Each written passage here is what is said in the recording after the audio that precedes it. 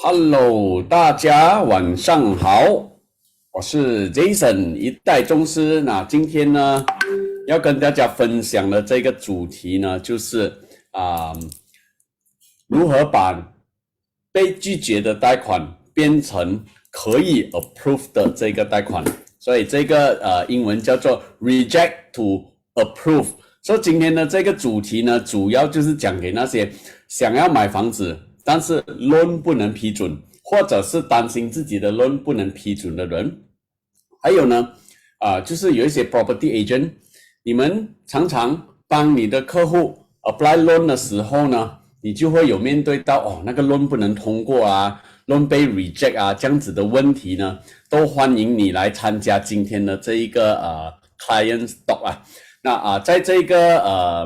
个直播开始之前呢，我们就先跟大家打一个招呼好吗？那有在线上的朋友们可以帮忙我打一个1号上来，如果你听我的声音都听得 clear 的话，可以打1号上来嘛。因为我在这一边呢，其实我用 Zoom 来做直播，我完全不知道有谁在看，我也完全不知道有没有听到我的声音的，所以我只是靠我的这个手机，然后我看到可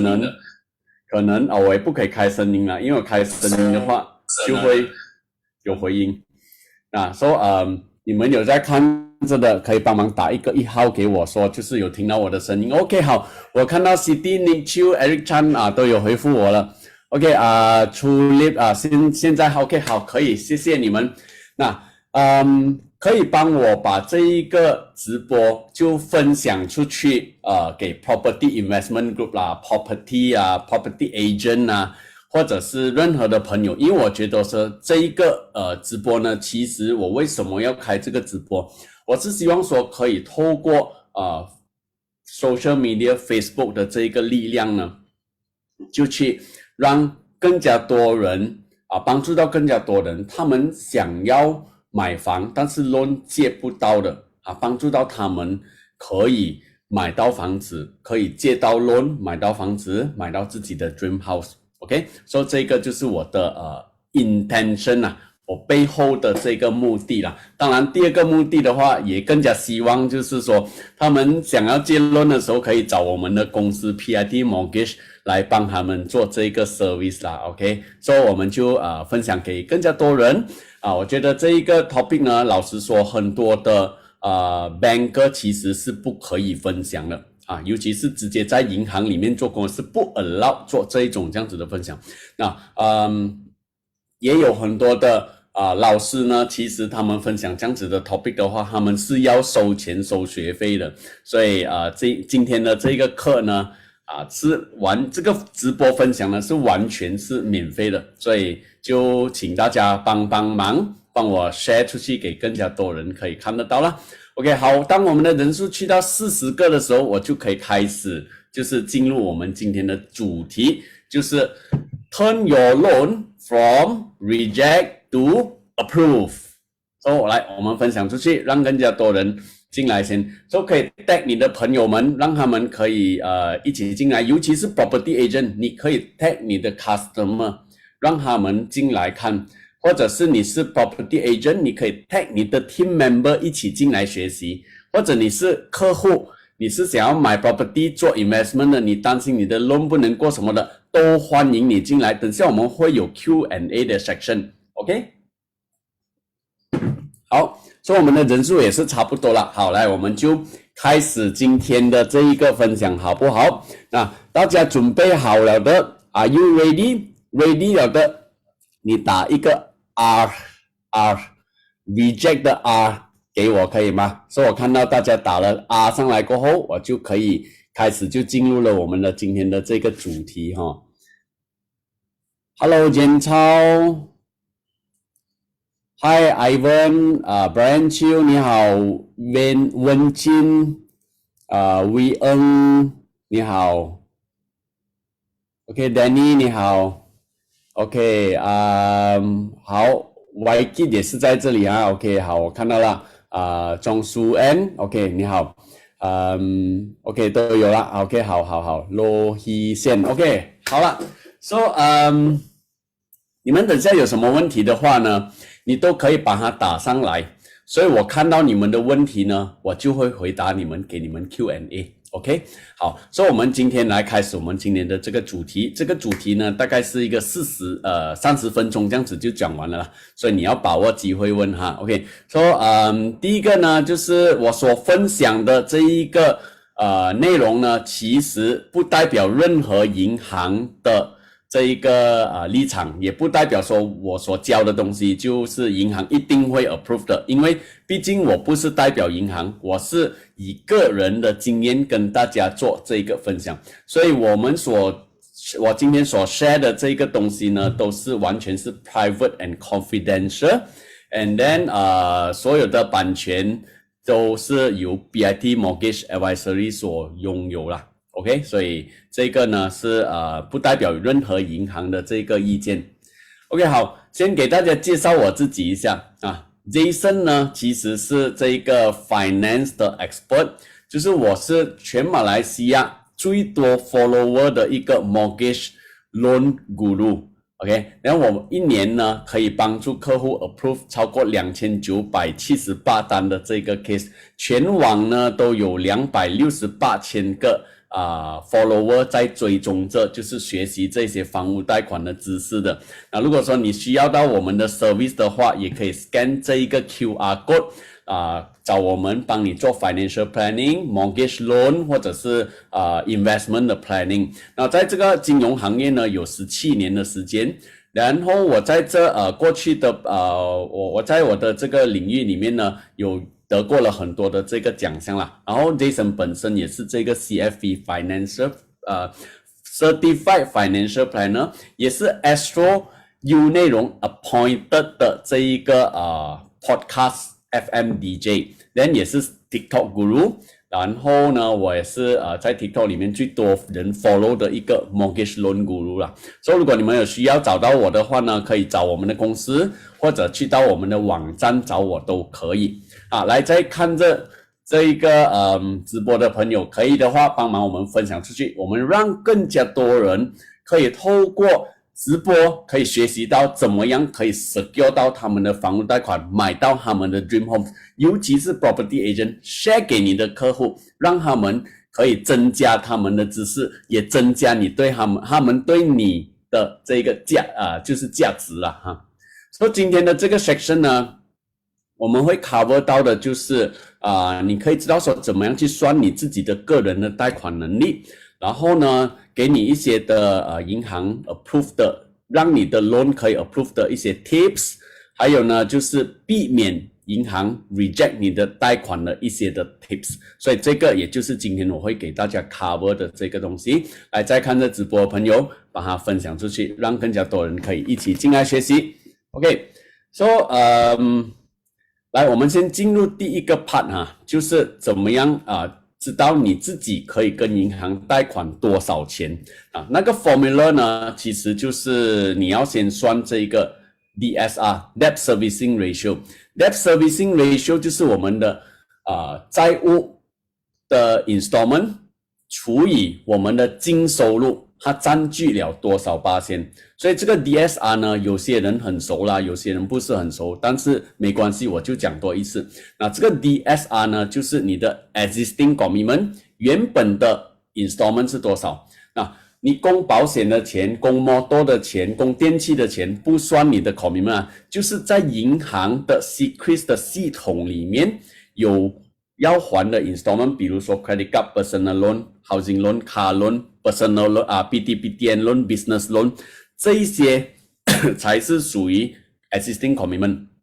所以你的 existing commitment 假设有一个1200块，然后你现在你要借新的 loan， 那个新的 loan 是1000块，这样你的 existing commitment 加新的 commitment 就是2200块了。那假设你的 net income， 什么是 net income？Net income 就是我们的这一个收入减掉 EPF， 减掉 SOSO， 减掉 income tax， 减掉 EIS， 那个就是叫做 net income。那如果你是做生意的话呢，就拿你的 income tax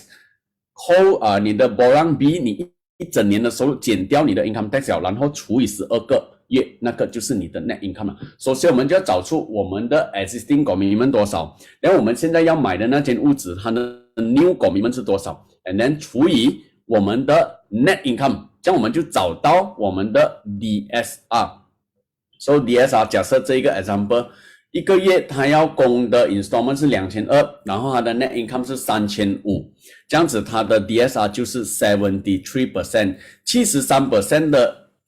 概念是怎么样呢？就是你每个月你的收入拿回来有73% 是要拿去供给银行的贷款的。那如果你是客户的话，你会不会觉得很压力呢？73% 的这一个负担会不会觉得很压力呢？如果你觉得很压力的话，那就不应该结论买房子了。那如果说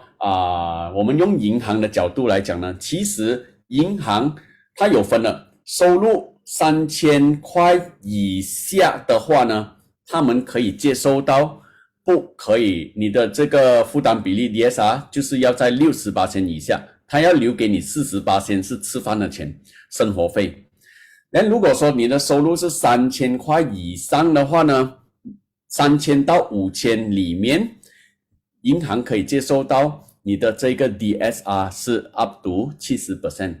如果说你是5000块以上的收入的话呢，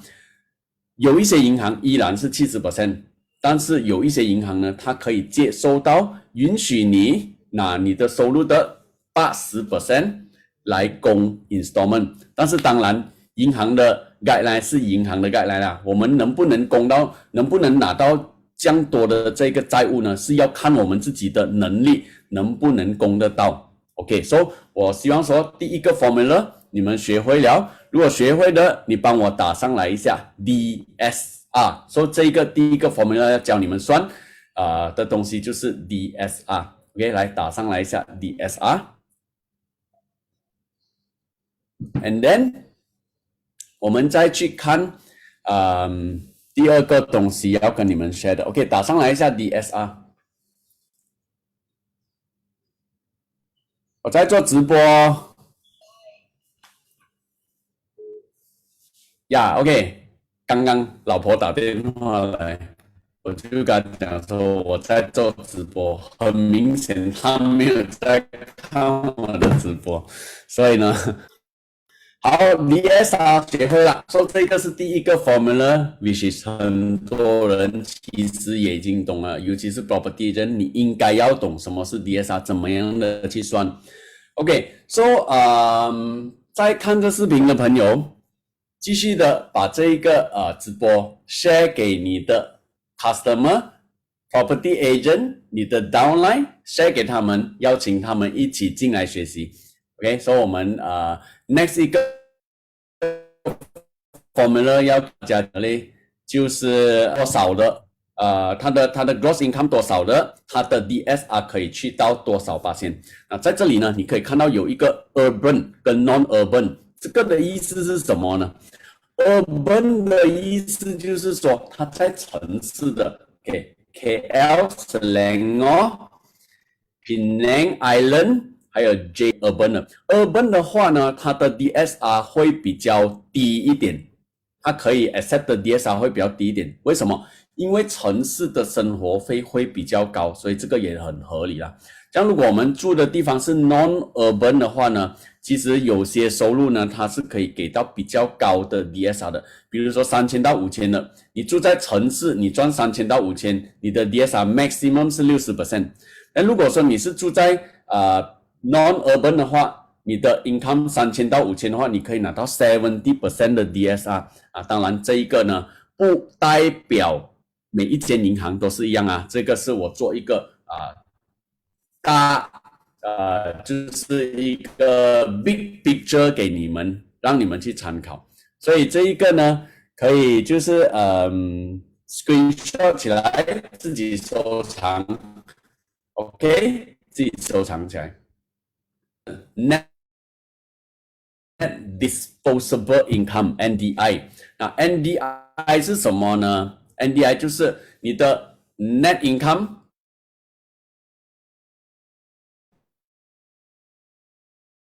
减掉你的原 existing commitment，再减掉你的新 commitment 后，你剩多少钱吃饭？刚才是 DSR 嘛，现在是 NDI 很多人只是算 DM 没有算，银行其实很注重我们的 NDI 剩多少的。如果剩太少的话呢，其实银行会 reject 你的 loan， 因为他怕你供完 installment 过后没有钱吃饭了。所以这个就是 NDI 的 formula。这个 example 呢，3500块的薪水减掉原本的 installment， 再减掉他新的 installment 的话，他剩下800块，也就是说他供完原本的 commitment， 再购买这间新的屋子，它只是剩下800块吃饭罢了。所以有些银行会要求800，有些银行会要求1000，有些是1200块，最少要剩1200块，有些是要1500块才可以。所以在我们申请 loan 的时候呢，我们就要去研究一下每一间银行的 NDI 是多少。OK， 所以我希望说这个 NDI 大家可以明白，然后再来学会了的、明白了的，帮我写一个 NDI 上来 ，NDI 上来，所以我们就看一下你学会了的就写一个 NDI 上来，所以我就可以 continue next 一个了。可以多一点人写嘛？我们现场有差不多整60人呢，只有几个人给我反应罢了，这样可以希望说可以多一点人给我一些的互动，给我反应，可以吗？好 ，NDI 写上来。那也帮忙我把这一个直播 tag 你的 property agent 朋友，或者是 tag 你的 property agent downline， 或者是把它 share 去你的 property agency 的 group 里面，让他们进来一起学习这一个房屋贷款的知识。尤其你是 property investment 的，或者你是 property investment 的 mentor 的话，也欢迎你 share 去你的 property investment group Jason 呢，其实是受到很多的这个 property agency 啦 developer 啦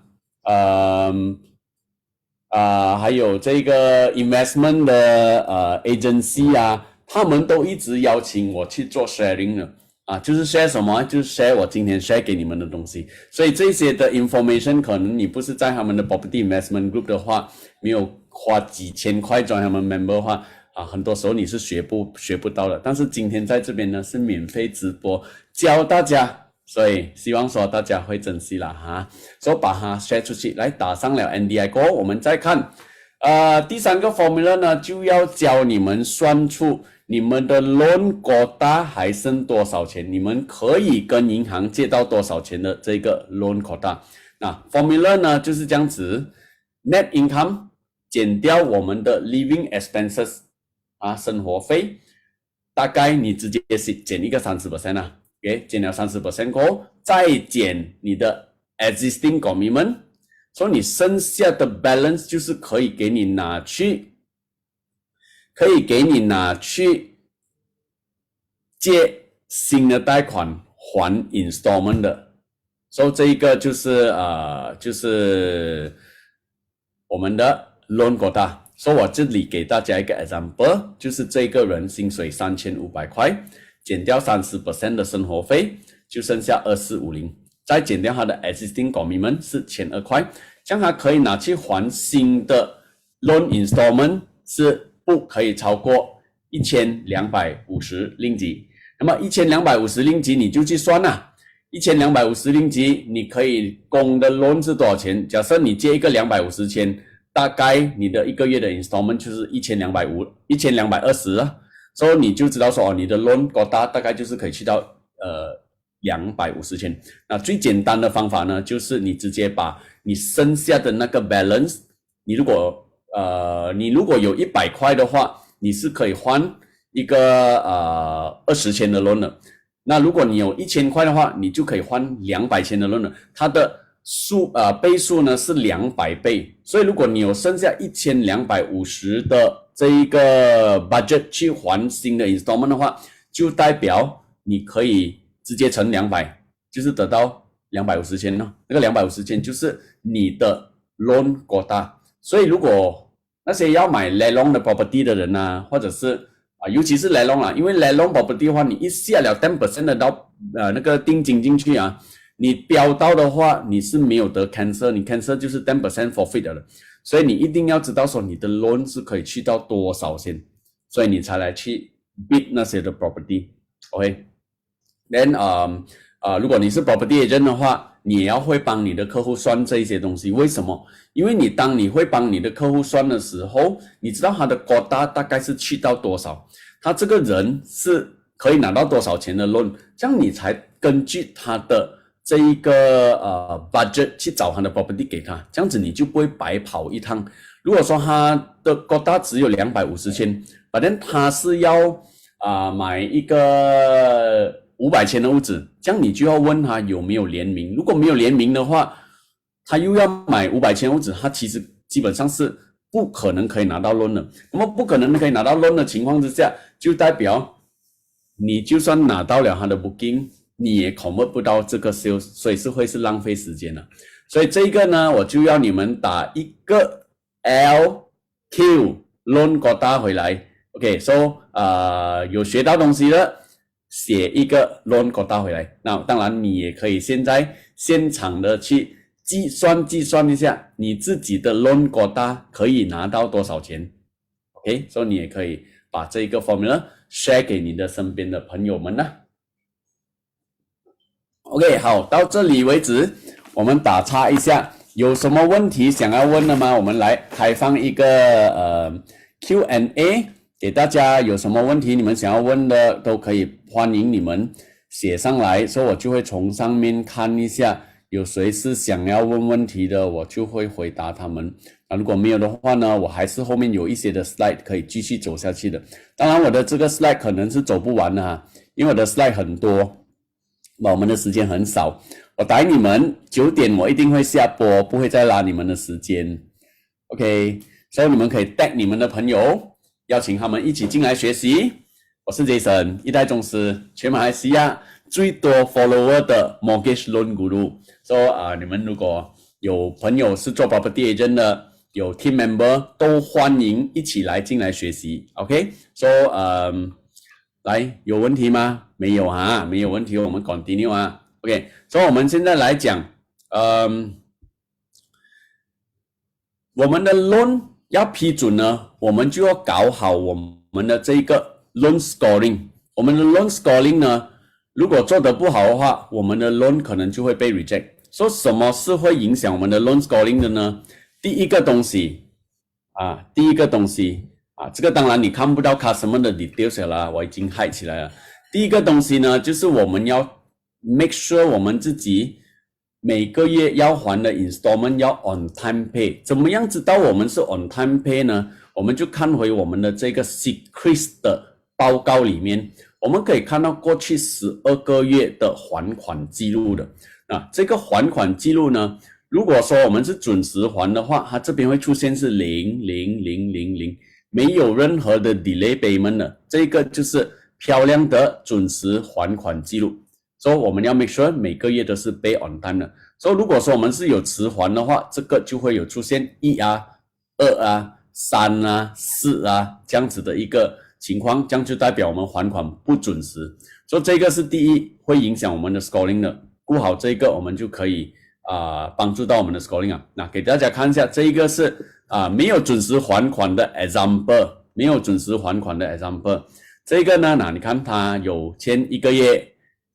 签2个月、2个月、1个月、2个月，这个是有签1个月，有2个月签这样子。所以我们就从这个 Secret Report 里面呢，我们就可以看到就是自己的这一个还款记录是漂亮还是不漂亮。OK， 所以在座的各位，你认为今天这样子的 sharing 是不是很机密性的一个知识嘞？就是 how to make your loan from reject turn to approve。所以如果说你觉得说今天的这一个是非常值得的，帮忙我分享出去，给更加多人可以看到好吗？所以我希望说我们可以hit100个人观看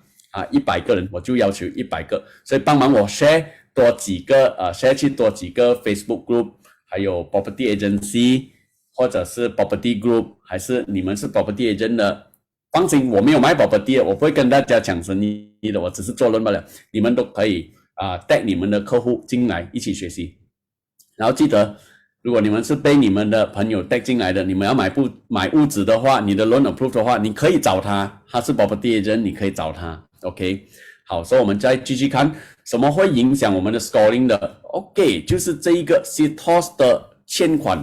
CTOS 呢，就是说不管我们欠什么公司都好。他们是有权利把我们的名字列入 CTOS 的黑名单。CTOS 的黑名单呢，它就会出现这样子的样子，就是这个人呢，他欠了 DG 的 telecommunication， 总共4916块，欠了超过180天。如果说是这样子的欠款记录的话，我是银行啊，我都不想借你钱啊。所以这一个呢，就是有欠任何的。在欠钱不还钱的，你一定要去还了才来申请贷款，这样子就会有帮助到很大。OK， 然后我们再看呢，就是这个我们的 Secret 的记录有多久了？当然是越久就越好。怎么样去看到呢？就是我们可以看我们的这个我们的这个 Facilities 这边啊，我们的这个 Facilities 这一边我们的日期是几时开始的？好像这个是2017年开始的，我们就知道说这一个facilities 已经有超过了6年了，所以这一个呢一般上只有1年的话是叫很短啊，2年以上是叫普通啊，但是3年、5年、10年越久的话呢，这一个就会越好哦。所以这个呢就是要提醒大家，就是不是讲说叫你有事没事去找钱去借钱啊，就是你至少要有一些的记录在银行，所以银行在参考你的还款记录的时候，它有参考的价值。OK， 好，再来呢，我们就要看一下这一个我们的这一个 Secret 里面，我们的这一个 facility 是什么样的类型的 facilities。OK， 好像我们这边可以看到，这个是 housing loan 哦，这个是 credit card 哦，这个是 personal loan 哦。这一个这个人没有汽车贷款他就是 credit card personal loan 这些，所以这些 code 呢都可以从我们的 report 那边可以看得到的。所以这一个呢，如果说什么样的是会影响我们的分数的嘞？我们叫做 unsecured loan。OK， 没有抵押的贷款。什么是 unsecured loan 呢？ credit card 跟 personal loan 是属于 unsecured loan。为什么它是属于 unsecured loan 呢？就是如果说借钱的人他用了 credit card 用了 personal loan 的钱，他没有还的话，银行是不能充公他任何东西的，因为他是没有任何东西抵押给银行。相反，如果我们借的 loan 是汽车贷款或者是房屋贷款，那我们的房屋贷款跟汽车贷款都是有给银行做抵押的。万一我们没有还的话，银行是可以收这个 property 拿去拍卖，银行是可以拉回这辆车拿去卖掉它，所以这一种就叫做有抵押的贷款。OK， 在这里帮我写上一下 unsecured loan 越少越好，来考你们的打字的速度一下 UL 越少越好， unsecured loan 就是越少越好，来打上来一下。什么是 unsecured loan？ 就是越少越好。 OK， 好，来打上来一下 unsecured loan UL 越少越好。没有人给我打上来吗？可以打一些的字上来让我看到OK， Eric Chan UL 越少越好。 OK， 有觉得今天的这个分享有价值的话，记得把今天的直播看完，因为我很大的可能会把今天的这个直播是删掉的，讲完我会删掉。为什么呢？因为有很多 sensitive 的这一个 information 在里面，所以你的朋友要看的，你就叫他快点进来看，不然的话 after that 我会删掉的，因为太多的 sensitive 的 information 在里面了。好，我们也看一下怎么样会让我们的 scoring 变成不美的呢？就是这一个我们的 credit card 的用量是多少？所以你看这个情况它的 credit card 是10,000块的 limit，但是他已经用掉了9900，像这个情况就代表他已经用掉99.26% 的用量，所以这个呢已经是 consider high usage 高用量。多少 percent 叫高用量呢？我考大家一下，你们知道说多少 percent 的信用卡用量是属于高用量吗？ 10%、20%、30%、80%，还是多少 percent？ 来，你们写上来一下，猜猜看，多少 percent 的话会属于是高用量呢？我们要maintain在多少 percent 才是属于不高？Danny 说谢谢你Danny 说写50%，还有其他答案吗？所以这个 99.26 的话是属于超高了，对吗？ 59%、80%。 OK， 对我来讲我公开我的答案跟你讲1分钱都不要欠，因为只要有欠 credit card 的这一个用量没有还，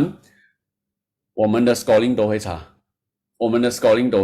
但是当然如果真的是没有办法的话， at least 你要 maintain 你的 credit card 在 50% 以下，这个才是比较 OK 的一个分数。这样credit card 为什么有些人他明明每个月有还 installment 他有还他的 credit card 准时都还，但是呢他还是会属于分数还是会低，因为 credit card 的 cut off date 一般上是6号7号，不是每一个月的月尾的，但是呢 Sequest 的 cut off date 呢是每个月的月尾，这样他在 cut off 的时候你有欠到钱，不代表你有中 interest， but then 你的 scoring 会变不美，因为你的这一个他当作你是有欠 outstanding 没有还，因为原因不是因为你没有还，是因为他的 cut off date 不一样时间，所以他就从那边就会出现了这个问题。所以呢我给大家建议就是，当你在要买屋子要申请汽车贷款屋子的贷款你这个可能下个月你要买屋子，你这个月的月尾你就把你的 credit card 全部在26号25号的时候一次过清完它，你的分数就漂亮了。所以希望说大家有学到东西，今天 OK 有学到东西的话，帮我打一个 scoring scoring 上来一下，所以这个是帮助到你的 scoring 的 SCORING scoring， 然后顺便也帮忙我分享出去，让你的 property agent 的朋友 tag 他们的名字想要买 property 要借 loan 的人，邀请他们一起进来学习，一起进来研究或者 Q&A。 那今天过后呢，这一个直播我会把它删掉的，所以因为里面涉及了太多的这些 information， 所以我觉得会很 sensitive， so after 完了过后我会考虑把这个直播给删掉的。所以你们如果朋友有需要的，叫他快一点来看，没有的话过后就我会把它删掉了。OK， 所以我们再继续往下看来，这一个呢是 credit application record， 越少越好帮我写上来一下 ，less is good， 或者你是可以写 short form LIG， less is good， 少就是好。所以我们要知道当我们申请 credit card 买屋子买车，我们都要借 loan 嘛，所以包括我们申请 credit card， 我们所有的 credit application你申请任何的 credit application， 我们都会被记录在这一个 Sequest 的 system 里面。这样我们过去申请了什么的贷款，申请过什么 credit card， 其实几张 credit card 它都会出现在这边里面。长达多久呢？长达12个月，帮我写上来一下，12个月，你的 credit application 会记录在 system 里面12个月大哥，12个月。所以如果说有一些人他们会想说，我 apply loan 的时候，我想要争取比较好的利息嘛，所以我一次过 apply 5张。那你一次过 apply 5间银行的话，你这边就出现5个银行 pending 着你的 loan， 这样你的分数就很够力了。为什么呢？因为你申请5间银行哦，是不是可能你很急用钱，所以你才申请5个银行呢？那当然他这个 scoring 啊，他不会知道说你为什么是要申请5间银行，他不会知道你是因为要争取好的利息啊，他就是觉得说5间银行都前面的4间银行你拿不到 loan， 所以你才一直很 aggressive 的去申请。所以尤其是申请 credit card 的，一次过申请7、8张的话，我跟你讲，你就活死了。你的这个 credit application 在里面会住这12个月，所以12个月多久呢？明年才会 clear 掉，所以明年时间到，它就慢慢帮你 clear 一张 clear 一张 clear 一张 clear 一张，这样你的 scoring 才会慢慢跑回漂亮。所以这个 application 呢，越少越好。OK，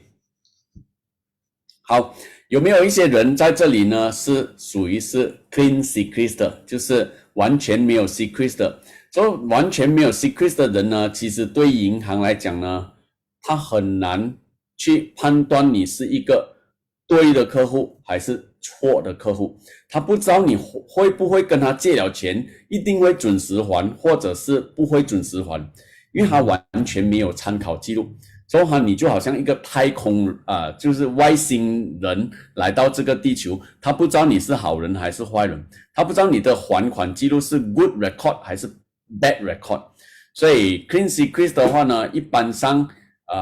如果说是年纪比较大又是 clean secrets 的，你就要 provide 很多的存款给银行看，他们才会有信心。要不然的话呢，可能他就不愿意借你这样多的这个 loan。我们的人数去到89了，可以帮忙我再分享多几个 group， 让他可以去到100，可以吗？因为现在很久没有做直播了，要去到 hit 到100的话，真的是需要靠各位朋友粉丝们啊，你们真的是要帮忙我 share 多一点去 group chat Facebook group 啊，才会有人进来啊。那当然我们也不是叫人家进来 support 啦，我们叫人家进来，我们是给他们价值，让他们可以学习怎么样这些银行的金融的这些知识。因为这些知识啊，其实用钱都买不到，这些都是经验累积回来的。所以这个经验人家用几年几十年的经验，你就这样几个分钟就可以学到了，是不是？赚到啦。好，所以那种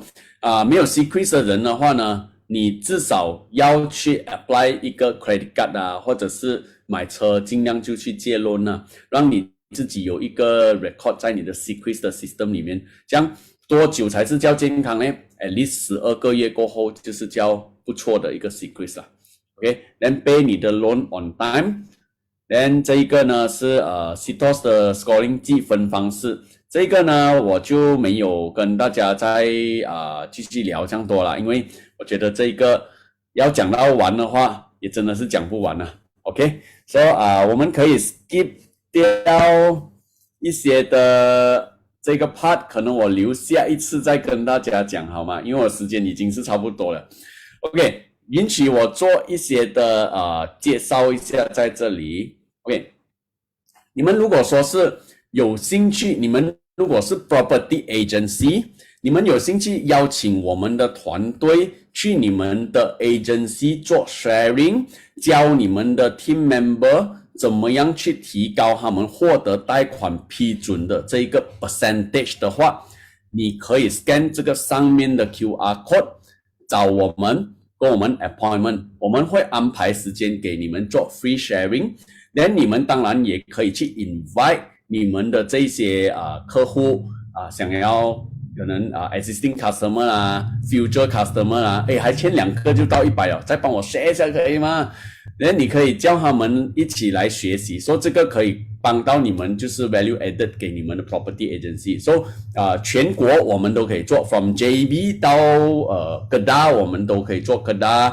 Perak、KL、Melaka 我们都可以去帮你们做这一个 sharing。 所以你们如果有需要的可以 scan 上面的那个 QR code。 then 第二呢，如果你们今天觉得说想学习更加多更仔细更 details 的这个房屋贷款课程的话呢，我有一个课叫做一带一路贷款的贷，一带一路带着你在贷款方面可以获得贷款，怎么样去管理你的贷款，怎样去管理好你的利息，可以帮你省到很多的钱。那这个一带一路的课呢是299，下个星期一晚上开课啊，8点到10点。这个课呢是连续4天。连续4天，我只是收一个很便宜的价钱，价钱是299 early bird。如果你们要的话呢，可以去 scan 这一个 QR code，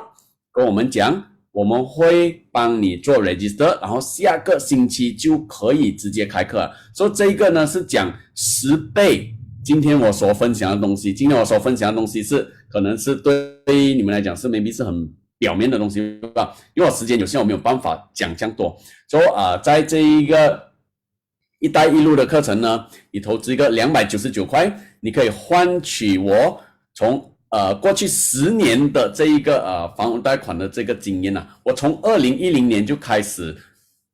做这一个 refinance 的这个服务了。那时候我已经是拿了 Hong Leong Bank 的这个 outsource的这个 service， 所以我2010年就开始到现在累计了的这些 information 啊，我会给你。所以这个呢，你们可以 scan 这个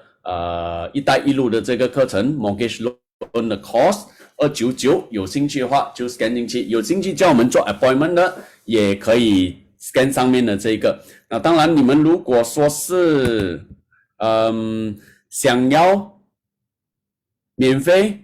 更加多的这一个 information 的话，也欢迎你们去scan 这一个我的 QR code。你可以在我的 Facebook follow 我，可以在 TikTok follow 我。每一个星期都会 upload 一些的 video， 1分钟的 video 不长，可以从那边你可以学到很多的东西的。OK， 所以来我们现在呢就进入这个 Q&A 了，好吗？所以我们进入一个很快的 Q&A， 所以我们可能下个星期再继续的 share 啦，因为我的这个 slide 啊，我准备的应该是看应该有3小时的内容啊，我不可能在1天的直播可以讲完。OK， 好，帮我 share 出去这个直播，然后让他们可以进来一起 Q&A 好吗？好，来，我们来进入 Q&A， 你们有谁有什么 Q&A 想要问的啊，都可以在这里问。平时你问我的话呢，可能你要1对1的话，我们的收费是1对1的 consultation 是1000块 per hour。但如果你真的有需要的话，也是欢迎你来找我们啦。但如果说你不想花这个1000块的话，也可以，你就在这里问问题，我就可以回答你们是免费的哈。所以来我们看一下，翻一下有没有谁是有发问到问题的。OK， 或者是你想要进来我的这个 Zoom 里面跟我 Q&A 的话也是可以。你要的话，你打一个Zoom ZOOM 给我，我就 send 那个 link 给你，你可以进来问我东西。OK， 等下你也可以有机会上到我的这个直播啦。OK， No Num 有问到一个问题，就是 Hi，600K mortgage in flexi loan cash 300千 inside will bank considering my cash as my affordability to better DSR。 OK， 这个是回答 Num 啊。这个你有600千在你的 loan 是600千，然后你有300千的 cash 就放在你的 loan 里面，那这个300千呢是属于你的 saving， 但是这个 saving 呢它不是你的收入。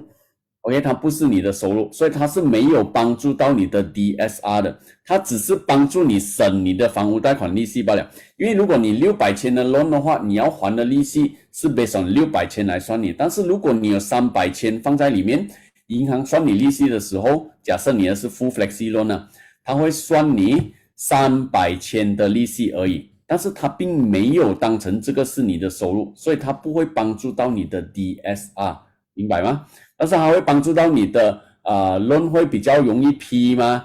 其实是没有，因为 loan 要批的话，还是会看回你的 DSR、你的 NDI、你的收入文件。像你有存款 FD， 它是不存款在银行 FD 或者是存款在你的 flexi loan account， 其实它不可以拿来当成是你的你的收入的。所以 saving 不等于收入 ，saving 不等于你的 DSR 会少 ，OK。来，还有其他人有想要发问问题的，你可以把它写上来了。所以我现在就回答到Jimmy Chong 的问题。如果说是 limit 少，然后用了80-90% 的话，怎么办？来，我教你啊。假设你的 limit， 你的 credit card 的 limit， 比如说是一个5000块而已，这样你用掉了4000块的 usage， 这样就代表你的 credit usage 已经去到90%了嘛？是吗？没有80%，已经去到80%了。这样你要怎么样做呢？当然你叫银行 increase 你的 credit card 的 limit 去到1万块。那么你1万块，你用了4000块的话，这样就代表你的 usage 是40% 而已。所以你可以这样子做，或者是你可以把你的这一个credit 的用量呢，你就分配了。就是如果你可能你有3张 credit card，5000，你就把它用到4000块嘛，1000、2000、1000哦。可能其中的一张卡你用2000，其中2张你用1000，这样你的 credit card 的 usage 就没有这样多了。OK，then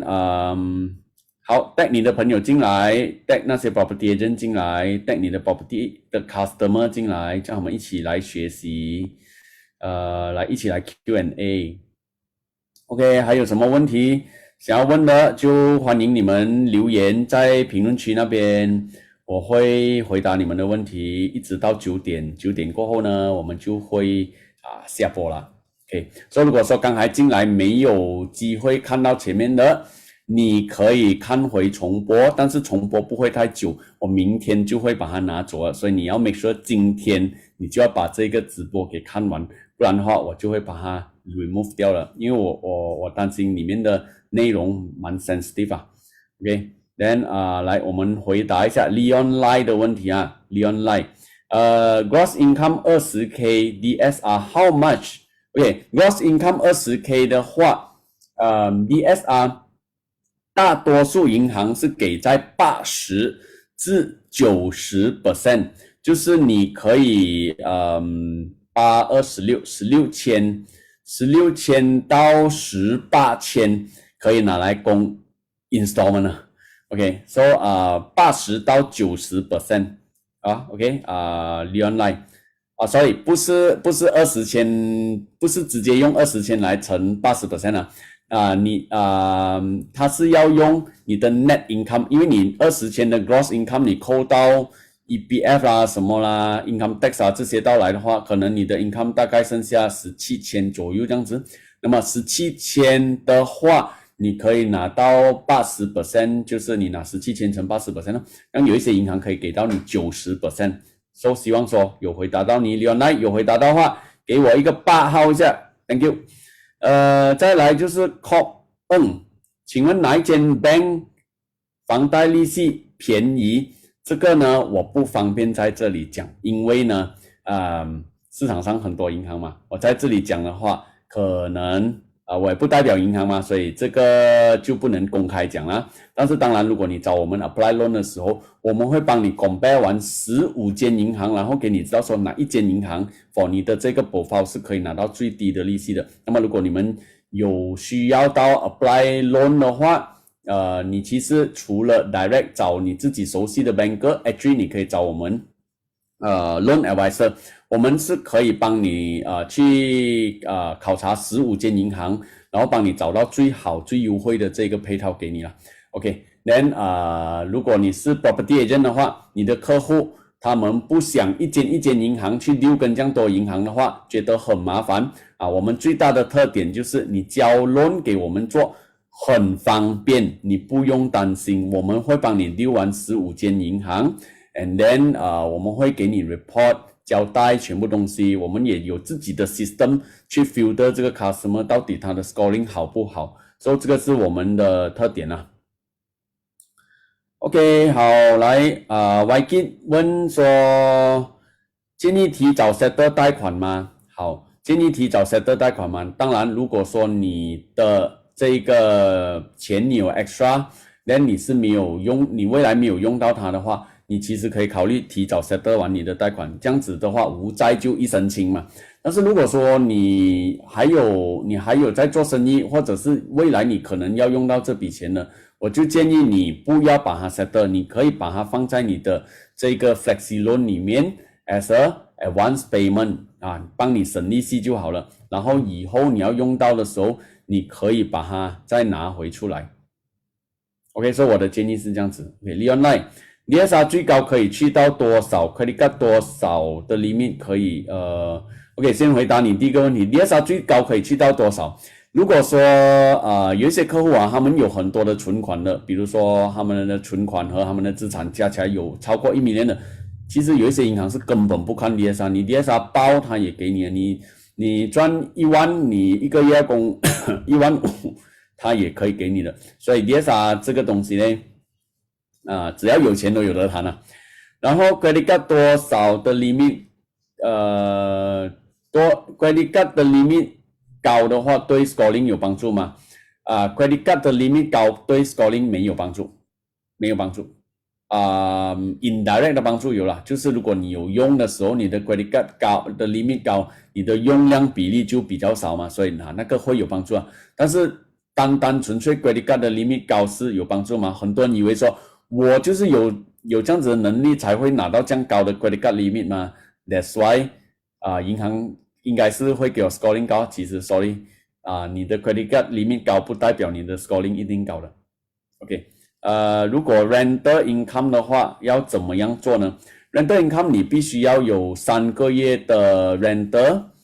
是进你的银行户口的， then 是由你的这个租客进给你的， then 你要有 tenancy agreement 证明这个property 是你的比如说你给这个住盖宾度住盖丹都可以证明得到是你的。Michelle T， loan interest charge based on outstanding balance or outstanding principal？ charge based on outstanding balance。 OK， Jimmy Chong 买第2间房子要买第2间，第1间2个人的名字，我名贷款，2个人的名字我名贷款，第2间要用2夫妻名来贷款，第1间屋子是2个人的名字，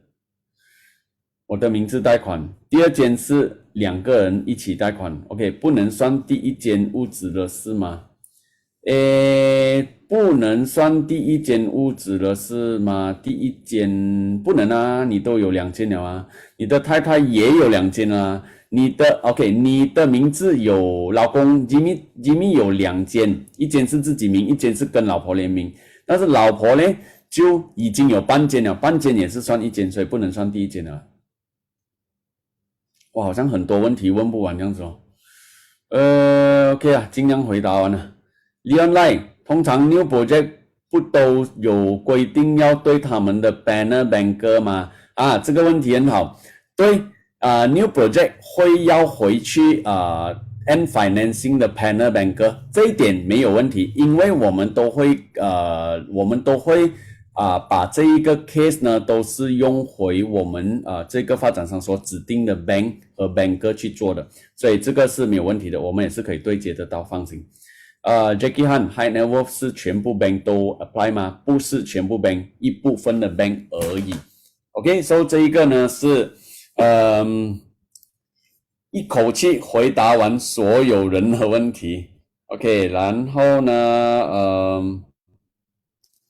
我们再一次的回到这一个 slide， 可能刚才有人没有 scan 到。OK， 你们如果说需要我们的 PIT Mortgage给大家做这个分享或者是 agency sharing， 最近也很多是请我去教 TikTok 的我做 loan， 结果他们请我去教 TikTok， 然后有些是请我去教他们怎样用 investment holding company 来买屋子借 loan， 有些是教我们去做怎么样可以第3间 property 依然可以借 90%， 有些是他们的 loan 不能过要我们去教的。 OK， so 可以找我们的团队，我们的团队呢 JB Melaka KL Selangor Perak Ipoh Penang Kedah Sungai Petani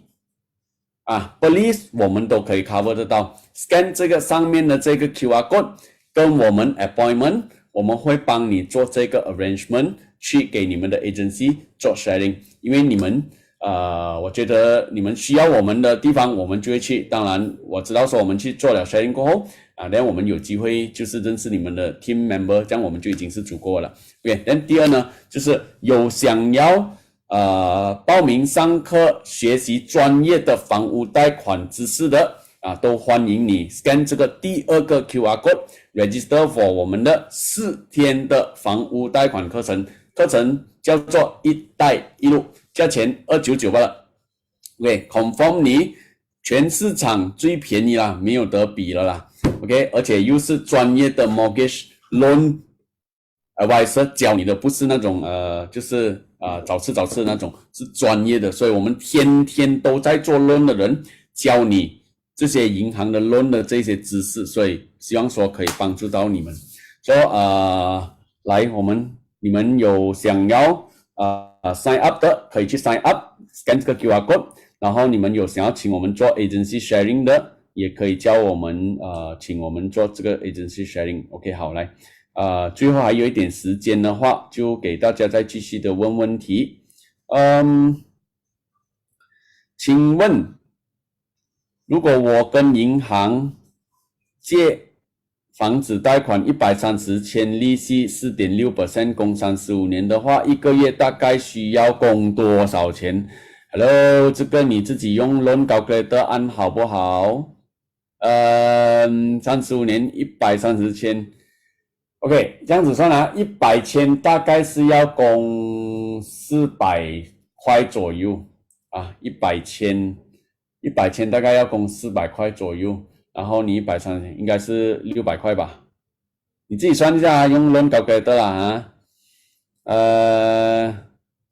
600块对了，以文林帮我们算了，谢谢以文林。OK， 还有其他问题吗？来 last question， 你们的朋友如果还没有听到我们的这个直播的，你也可以带他进来，然后带他进来的时候跟他讲快点看，因为 Jason 讲说 after 今天我们就会把这个视频给删掉了的。为什么？因为里面有很多的 information 不适合这样子 public share 的所以我就可能会删掉，所以如果你们要看就快点看。OK， Jackie Han， 现在我们还可以用 Magic Formula 242吗？答案是不能的，因为242的 Formula 呢是当年利息 3.5% 的时候我们用242的算法，今天我们已经用到 4.5% 的利息了，所以我们不可以再用242的 Formula， 你反而要把它改成212，你把它变成212就准确了。OK， Leon Sinform 的 IHC 借 loan 有办法借 90% 吗？没有。IHC 借 loan 的话呢，你如果 IHC 买 residential 的 property 只能借 60%， 如果你是 IHC 借 loan 买 commercial 的话，可以借到80至 85%。 Raymond Chu， 我的太太是中国人，有报税，可以联名贷款吗？不能，因为你用太太的这一个收入进来的话呢，你的 loan 可能只能借升 60-70%， 会被 slash margin。 但是当然你自己的收入如果说是强的话你拿你的太太来做 support 的话then OK。 你太太是在马来西亚做生意还是做工？如果说是做工的话，你就要有做工的准证才可以证明他的收入。如果没有的话，在这里做生意的话，你可以用他的 income tax 来做成你的 supporting document。 如果单他一人的话是不可以的，因为他的 loan 借不多了。LV Kim， 投资房地产跟银行借多比较好，还是给首付更多来降低 installment 比较好？这个是因人而异LV Kim， 我个人的角度呢，我会选择，就算我有钱我有现金的话，我都会选择借多，然后我再把我的这个现金 parking 回进去我的 flexi loan， 因为我 flexible， 我要用到它的时候我可以用。但是如果说我直接拿去给了投机钱，哪一天我需要用到钱 emergency 的时候，我不能把那笔钱拿回来，所以这个是我的想法了。我不懂你认同不认同啦？如果你认同的话，你也可以打一个认同给我啦。还是其他人你觉得怎么样？认同吗？上面 Kevin Lee 的问题还没有回答，我也想知道。Yenny Ham， 你可以帮忙找回下来吗？因为已经在很上面了，我可能就已经看不到了。OK 请问之前有 AKBK， 但是得了多久后就可以结论？你只要你的 system 里面sequence 里面没有了 AKBK record 就可以了。Yenny Ham， 帮忙我找回出来 Kelvin 的问题。你会建议拿 full flexi 还是 semi flexi？ 如果你是长期有一笔钱可以 parking 在loan 里面的，我建议你拿 flexi 啊，因为你放进去 flexi， 你的钱进出方便嘛。但你每个月只是要给一个10块钱，然后你其实可以省的钱可以省很多的，因为你的 saving 的钱全部可以丢进flexi loan 里面嘛。但如果另外一个版本就是你拿 full semi flexi， 你的钱不会全部的钱放在semi flexi loan 里面的，原因是因为你要拿的时候很麻烦，而且它有限制，你不可以放超过多少钱。所以如果说长期有进出钱的嘞，做生意的嘞，或者是做 sales 的嘞，我觉得是简单一点就是做生意的钱会有流动性很大的，那 full flexi。如果说是没有的，你是打工的，每个月的没有什么很大的进出钱的那你就拿这一个 semi flexi 啦。OK， 来我们看到了Yenny Ham， 谢谢你。Kevin Lee 的问题，请问一间屋子已经供完了，市价250千，现在想要 refinance 150千或200千会比较容易吗？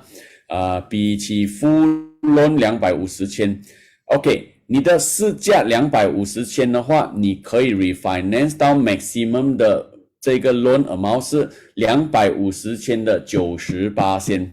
大概就是225千左右吧。所以你最多可以借到225千。那225千跟200千跟150千，只要你的收入是可以 cover 得到的话，都 OK 的。OK， 所以这个90%是没有每一间银行允许你已经供完的 property， 我们叫做 clean title clean 了的还清了的，可以借足90%的当然如果说你的名下没有超过2间屋子，你可以借90%，有些银行可以做。但是如果说你的名下有2间屋子还在 loan 的嘞，你只能借70%。但是已经供完了的嘞，大多数的银行只能给你套现60%，就是250千的60%，这样比较容易贷款还是比较难贷款呢？这个就是看你的个人的收入是怎么样 ，income tax 有没有报薪水有没有进银行有没有存款profile 美不美啦 ，secret 还钱美不美啦，这样子，这个就是你要去注意的东西的。所以今天我们就开了这个课，就教大家，我们要去注意什么样的一个东西。所以 Kevin Lee 希望说可以帮助到你。当然还有一个好消息给大家的就是，如果你们是想要做 refinance 的，也可以actually 你可以 scan for 第一个 QR code 这个啦，那你就告诉我们说你是要做 refinance 的。我们有 offer 就是 refinance， 我们平时 refinance 是要自己给律师费，需要给估价费，需要给印花税的嘛。所以如果说你借一个200千的 loan 的话refinance 200千的话，你的这些律师费、估价费、印花税差不多都要整差不多10千块左右没有10千块，大概是4、5千块左右这样子所以好消息是你找我们的话呢，这一个钱可以完全免费，律师费免费，估价费免费，印花税免费。这个广告我也打很久了，所以如果你们有需要到 refinance 的zero cost 做给你们，你可以 scan 这一个 QR code。OK， 好，refinance interest same interest worth or not？ 如果说一样的利息没有必要做 refinance， 我们 refinance 的目的就是要把利息调低，这样子才划算。如果说一样的利息就不用做这一个动作嘛。OK， 好，所以最后呢，我们的这个直播也是到了尾声，我答应大家，就是我们就是不会拉太长的时间，也谢谢你们从刚才一直支持到现在，一直在看这个直播，一直学习，然后也给反应的人，谢谢你们，也谢谢你们有发问题的人，让更加多人透过你的问题可以学到更加多的这个知识，也谢谢你们。And then 还有就是你们如果有需要到我们的公司去你们的 property agency sharing 的，就 scan 上面的 QR code。然后如果你们有需要到学习更专业的房屋贷款知识的，你们可以投资一个299 4天的课程，星期一，下个星期一、星期二、星期三、星期四。4天的课程299块而已，所以绝对是值得投资去学习的这个知识来的完全是物超所值，那个价值肯定是超过299。OK， 我教你怎样省利息已经是超过299了，所以你们可以 scan 下面的这一个 QR code。今天的这个直播呢就到这里为止，也谢谢那些帮我分享的人，让我们今天有差不多整100个人持续的观看我们的今天的这个直播，谢谢大家。还有你们如果有朋友还没有进来看的，也可以继续 share 给他们 tag 他们，跟他们讲快点进来看，因为明天就会没有了的，这个直播会把它洗掉了，叫他们24小时里面把它看完。